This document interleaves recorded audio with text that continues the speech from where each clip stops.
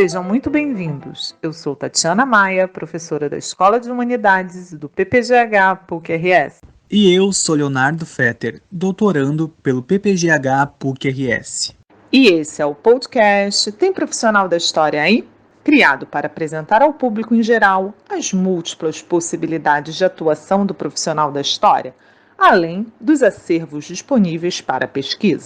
Você quer conhecer mais sobre o exercício da nossa profissão em instituições públicas e privadas, nas redes sociais e na vida coletiva? Então, você é o nosso convidado para ouvir diferentes experiências profissionais.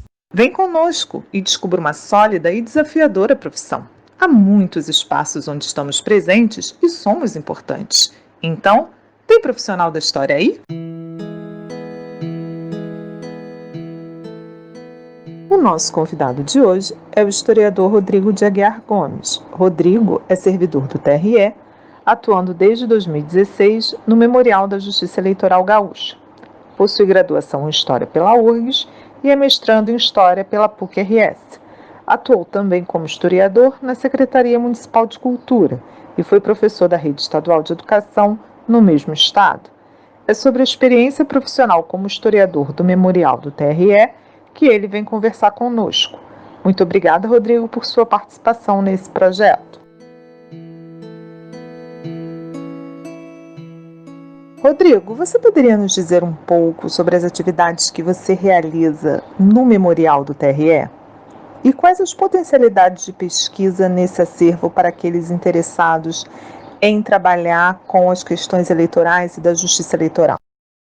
O Memorial da Justiça Eleitoral Gaúcha, ele tem uma existência bem recente, são apenas 7 anos. Ele foi criado em 2013, é um memorial bastante recente. O nosso trabalho no arquivo da Justiça Eleitoral Gaúcha também bastante recente. As minhas funções como historiador dentro do trabalho no arquivo acabam se confundindo eventualmente com as funções do arquivista, pelo fato de a gente ter uma equipe bem pequena, são 3 servidores apenas no memorial, e a gente tem apenas uma colega arquivista que trabalha com outros 2 colegas que não têm formação na área de arquivística. A gente organiza o acervo, faz a prospecção desse acervo, apesar de ser um acervo pequeno, a gente está sempre conhecendo mais coisas sobre ele, e a gente atende o público em geral, pessoas que normalmente tentam comprovar uma profissão, comprovar dados de antepassados para conseguir cidadania em outros países, e também atendemos bastante pesquisadores, embora normalmente os pesquisadores se liguem mais à questão dos dados eleitorais, resultados de votação, nominatas de candidatos. O Tribunal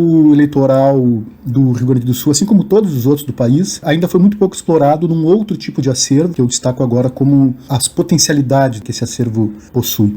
São os processos judiciais eleitorais. O processo judicial eleitoral, quando ele chega no arquivo do TRE, ele já passou por toda a primeira instância da Justiça Eleitoral e pela segunda instância. Então ele tem ali uma sentença de um juiz de primeiro grau, um parecer de um promotor de primeiro grau, um parecer de um procurador federal que atua junto à corte do TRE, e tem um acórdão do colegiado de juízes que compõem os tribunais eleitorais, que tem uma formação bem peculiar em relação aos outros tribunais. Os tribunais eleitorais, eles são compostos por magistrados que vêm de diferentes origens.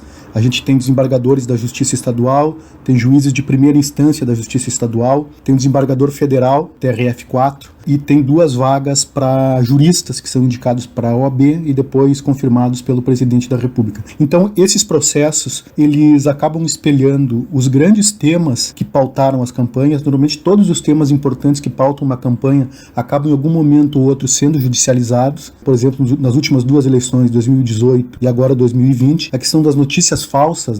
Nessas sentenças, nesses acórdãos, tem todo um histórico de como a justiça eleitoral e os próprios advogados que atuaram nesses feitos judiciais, como essa comunidade jurídica entendeu o que seria notícia falsa e o que não seria. Também existe uma possibilidade de se ter acesso por esses processos às impressões desses agentes estatais sobre o processo eleitoral e sobre as campanhas eleitorais. Normalmente, e principalmente no primeiro grau, os juízes e promotores, eles vão muito além da questão jurídica quando eles julgam essas questões. Muitas vezes eles acabam fazendo comentários sobre a vida política nacional, comentários, na maioria das vezes, bastante pautados pelos temas em evidência na mídia.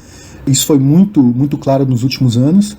Então, eles acabam expressando uma visão de país, uma visão do país por meio desse acesso que eles têm, esse acesso privilegiado que eles têm ao debate eleitoral que se dá junto ao judiciário.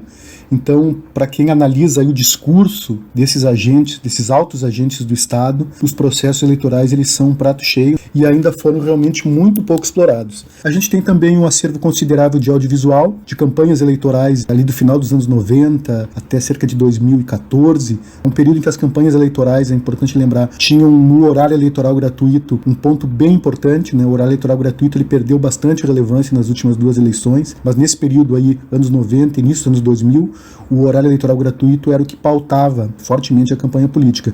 A gente tem um material bem interessante, material que provavelmente nem as emissoras mais têm, que se refere tanto aos horários eleitorais oficiais dos candidatos, quanto ao noticiário político daqueles meses de campanha. Então a gente tem, às vezes, debates que duravam uma manhã inteira, uma tarde inteira, com a presença ou não de candidatos. Então é um material riquíssimo e ainda está para ser devidamente explorado.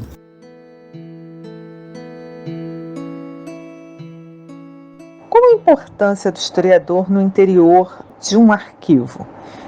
Quais os conhecimentos específicos para a atuação nos mesmos? E o que um jovem historiador deve buscar em termos de formação complementar para trabalhar no interior de um arquivo institucional?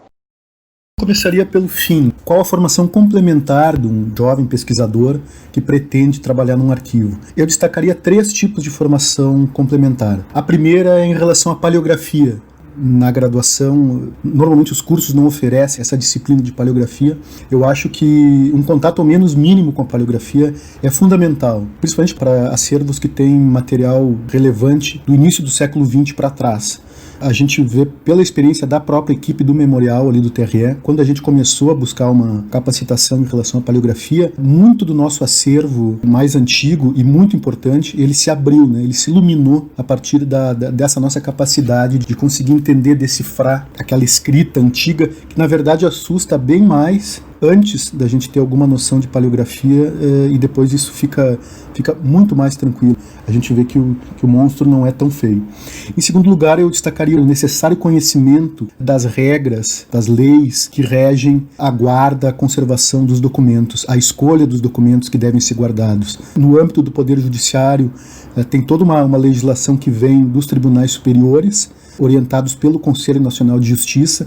Isso é muito importante até para a atuação política do historiador dentro do órgão em que ele atua. A partir dessa referência a esse tipo de legislação, ele se gabarita para pleitear eventuais melhorias na própria condição de trabalho. Em terceiro lugar, uma seara um pouco mais próxima ao fazer do arquivista, mas eu acho fundamental que o historiador também tenha noções mínimas do trato e do manuseio com esse acervo histórico. Em geral, são processos, são documentos que estão numa condição precária. Então, coisas básicas, como tirar um documento da caixa, como recolocar na caixa, como folhear, que tipo de equipamento de proteção tem que ser usado para proteger tanto o documento quanto a saúde do pesquisador que estiver em contato com ele.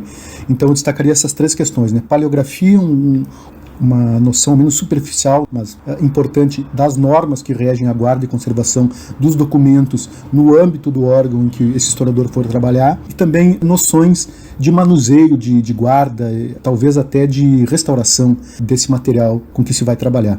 A importância do historiador dentro do arquivo é total, né? Eu não consigo imaginar um arquivo hoje em dia sem a presença de um historiador. O historiador ele complementa o trabalho do arquivista e vice-versa. O historiador esclarece, ele aponta as potencialidades do documento, ele consegue fazer uma transição entre o documento que está ali na prateleira, que está ali classificado, em direção à sociedade. Principalmente quando o interlocutor é um pesquisador, é um pós-graduando, né? Esse tipo de diálogo é muito rico.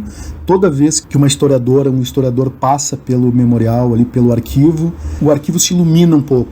Às vezes são coisas que nem eles estavam buscando, mas eles acabam tendo muitos insights dentro do trabalho, dentro do arquivo, né? Trabalhando no arquivo.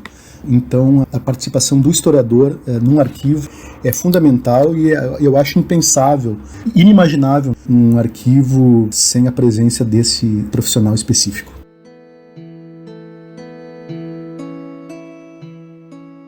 Rodrigo, por fim, existe algum projeto de divulgação histórica ou científica realizado pelo Memorial do TRE? e como você entende a importância da divulgação do acervo para a aproximação dele com a sociedade. Bom, o memorial do TRE, provavelmente, eu acredito a isso, a sua juventude, né, apenas 7 anos, a gente ainda não desenvolveu um projeto específico de divulgação científica do nosso acervo. A gente possui um site que tem ali as questões mais procuradas pelos pesquisadores, dados de eleição, nominatas de candidatos, enfim. Tem algumas informações sobre o nosso acervo, né? A gente não tem o acervo digitalizado, mas na página do memorial tem certas pistas do que a gente possui, que a gente tem sobre nossa guarda. É só acessar a página do TRE, tre-rs.jus.br. Logo na página de abertura ali já vai ter o link para o memorial. A gente tem uma certa dificuldade bem característica dos memoriais da Justiça Eleitoral, que é escolher que tipo de conjunto de processos ou de processos que a gente deve divulgar, em quais a gente deve colocar o dedo, né, dizer, ó, aqui tem alguma coisa importante. Porque uma das questões que é muito pesada nesse tipo de decisão é a necessidade de nunca desequilibrar a disputa política. Então, ainda é uma discussão em aberto dentro do TRE, ainda é uma questão que precisa ser amadurecida, sopesar o valor histórico dessa documentação que se impõe e também a necessidade de não interferir na disputa política que acontece na sociedade. Então a gente tem uma certa dificuldade de trabalhar com um conjunto, né, de informações, de processos que tenham ligação com atores políticos ainda na ativa, que estejam vivos, que estejam atuando ainda na política. Quando a gente se afasta um pouco mais do cenário político atual, a gente tem um pouco mais de liberdade para poder destacar determinados temas, conteúdos e materiais. Só que, infelizmente, durante muito tempo, a Justiça Eleitoral não se preocupou com a guarda da sua documentação. Então, a documentação mais extensa, mais sistematizada que a gente tem vem dos anos 90 para cá. E tem muitos atores políticos que fizeram parte de processos históricos, de conjuntos de processos históricos que ainda estão na ativa. Então, como eu disse, né, é uma discussão ainda em aberto. A gente ainda precisa amadurecer esse debate no âmbito da justiça eleitoral. Uma das formas de divulgação que a gente tem encontrado, e a questão da pandemia acabou nos levando para isso esse ano, é a questão do audiovisual. Eu havia comentado na primeira questão, tem uma das formações complementares, agora até acrescentaria uma, esse caminho para o audiovisual. Por meio de uma narrativa de documentário, a gente tem buscado capacitação para essa área, e até mesmo para edição de vídeos, né? Tem buscado capacitação para isso, tem buscado comprar equipamentos para isso, e utilizar o audiovisual como meio de divulgação do nosso acervo. A gente tem, no momento ainda, utilizado esse tipo de abordagem numa pauta bem própria da Justiça Eleitoral, entrevistas com antigos dirigentes do órgão, com antigos servidores, uma pauta bem interna nossa, mas que tem tido um resultado bem interessante, e a gente imagina que ampliar isso para a comunidade acadêmica em geral possa ser um caminho bem importante.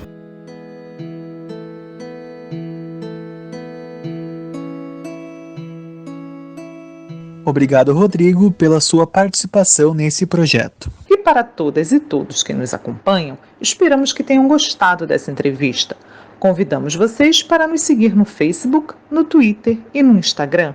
Participem, comentem as entrevistas e sugiram temas. Será um prazer dialogar com vocês e construir esse projeto coletivamente. A música que inicia esse podcast é Atraente, composição de Chiquinha Gonzaga, de 1877. Fiquem bem e até o próximo episódio.